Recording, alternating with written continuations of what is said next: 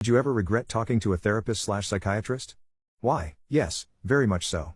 I struggled a lot as a teen with bullying at school and what amounted to what I now recognize as emotional abuse at home. I was very depressed and anxious. I started having thoughts of unaliving myself at age 13. I eventually convinced my parents to let me see a psychiatrist, though they didn't really think there was a problem. I was a HS freshman at the time, so 15 to 16. I liked the doctor a lot at first. He was friendly, he really listened to me talk about my issues, and he was the only sympathetic adult in my life at that point, I thought. After a while, he told me the way I was being treated at home was very wrong, and he wanted me to bring my dad into a session so we could all talk about it together. He felt that if he were mediating the conversation, my dad might actually take my feelings seriously. I thought, wow, this is great, I will finally be heard. The next time I came in, I brought my dad, but the doc did a complete 180, talking about me with my dad as if I weren't even there. He told him he was doing a good job as a parent, but I was just a bad and rebellious kid who did everything for attention.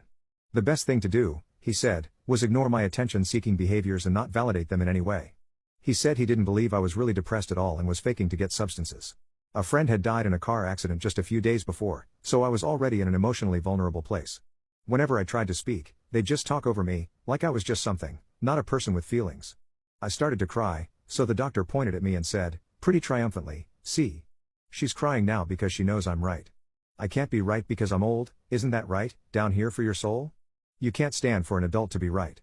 I tuned out whatever was being said after that, just quietly cried while they continued discussing me and my issues with authority or whatever.